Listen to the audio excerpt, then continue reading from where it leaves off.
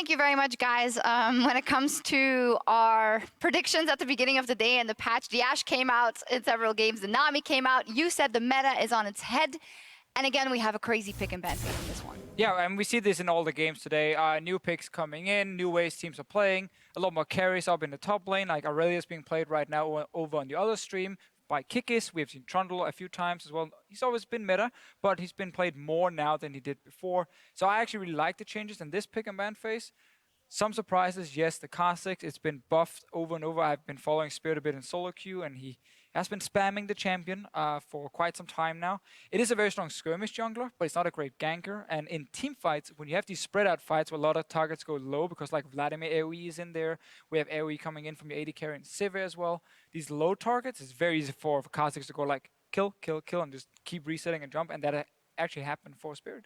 And it was actually really good in terms of the early game, or at least it was an attempt to set up an early game, because when you look at Sivir, Vladimir, they need a little bit of time to actually ramp up. I mean, Vladimir typically does have quite a good, powerful laning phase, but when you put him up against a Yasuo, it's not necessarily as strong as you'd want it to be, because Yasuo, in that matchup in particular, can actually be quite aggressive and put a lot of damage down onto that Vlad and can often come out ahead. So this is actually one of the reasons I didn't like Kha'zix early, because I actually don't think he fit that well with how the early game was going to be played for Fnatic. As you mentioned, with the Yasuo, who can be... He won't destroy the Vladimir by any means, but he can run teleport and he can move to a side lane very quickly and play 1-3-1. You can't really gank him and shut him down early. You can't really gank any of the lanes as a Kha'zix, and Fnatic actually fell behind. There were a lot of times where Unicorns had set up that great 1-3-1, and I'm like, this is good. You have Sivir pushing Trundle, who's beating Gragas. You have the Yasuo, who's beating the Vladimir. I'm like, just don't get caught, and it's fine. But exileh is a bit like the Yasuo players down in my elo now, where they will go to the side lane and they will be like, okay, so my team is recalling right now, but I should probably keep running towards that tier 2 tower because I'm Yasuo, right? I can take tower, kill 2 guys, take Baron as well, and then poke the dragon. He just died every time. Yeah, I mean, it was interesting because what we highlighted from last week is that when Move and exileh were doing good, obviously that's 2 out of 5 players, so obviously your team will be doing okay. But in this one, it was again more like the first performance we saw out of exileh, where he just died too many times after one another. Yep, he ended up getting caught out more often than he should have. The Yasuo syndrome is a common word for it. It's almost like the Vayne game where you think you're much stronger than you actually are. And to be fair, if exileh had managed to land a couple of his key abilities, he may have been able to turn that fight around. But as you're going to see in this replay coming up fairly soon, it's actually just a couple of minor misplays that come out from exileh that result in him falling behind here. Yeah, and this is like, so Rekkles right now use spell shield, so the wall comes up to block the Nami, and he uses it actually also to block Rekkles after, but then he misses the next one. Rekkles did have flash and heal, so he could actually flash out if it would have hit him. But it means, okay, now your Yasuo is dead, but while you do have pressure in the other lanes, well, now Fnatic can actually force a fight, because Unicorns decide to say, we want to try and run and help the Yasuo, but when you play 1-3-1, if one guy is buying time versus 2 or 3 members, very rarely is it worth it for you to run to that lane and try and help him. Instead, you run to the opposite lane and you take a tower. Here they were like, no, we're going to help you, we love you, whatever. And then he dies, and that means the rest of the team goes down. Here's the Kha'zix, you know, shining in these fights because it's a messy fight. Everyone is spread out. You get some great single target damage down, and he can kind of clean up.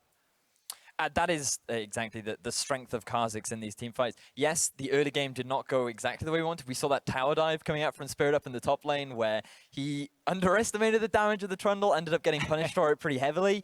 But in these late game fights where you kind of want to split apart from the Vladimir ultimate, and you kind of also want to split apart for the Sivir as well, because if she's allowed to get all of those ricochets off, she's going to be shredding through your team. So unconsciously you kind of split up. And that's exactly that's exactly where the Kha'zix comes in and actually has some great effect. So if you are looking to play Kha'zix, that's what you kind of want to play him. Look for those kind of catches out of positions, pick people off. But in the end, Fnatic were able to make it work for themselves. Yep, and looking at player of the game in this one for us was Gamsu in the top lane on the Gragas. Nobody actually, I mean, it's not a bad top lane pick, but nobody really in the ULCS likes to play it top so far. Again, new patch. Keep in mind, Maokai nerfed. Echo is dead. Like, he's done.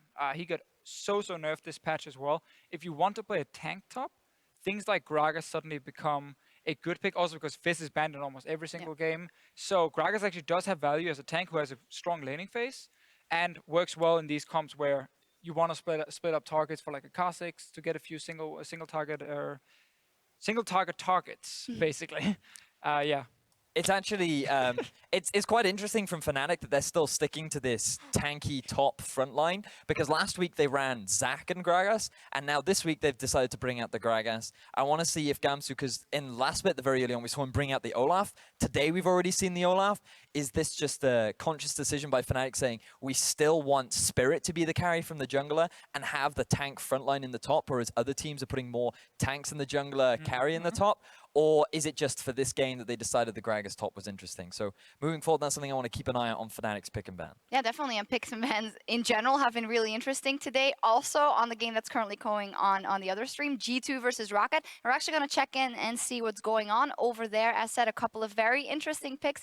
We'll take a look in just a second. Zillion mid for Perks as one of them. Rocket actually got a very early advantage, but G2 just managed to even it out. So actually early on, Rocket did a great job of setting up a couple early tower dives onto G2, and the early game pressure was actually quite relentless from Rocket to actually build themselves an early lead. But G2 doing what they do best and just finding small mistakes to punish. Yeah, it's one of these games where it is standard lanes, or it was actually swapped to top side, but it was a 2v2 on top side. Australia lanes we had here. So Kha'zix, obviously, as you said, were under pressure, also because of some jungle ganks. But what's interesting is G2, while they're losing a few kills here and there, it feels like they're constantly in control. And that's, again, the sign of a very good team. Yes, the other team goes very aggressive, try and pull off a few surprises here and there, but you're kind of like calm, collected. Okay, we outfarm here. We know we can now make a play over here, and no panic at all from G2. Yeah, and at least for Rocket, they did do better in the early game, which was one of the things that they really wanted to improve on. So now we will see if they're able to get the other things going for them as well, or keep going. Now,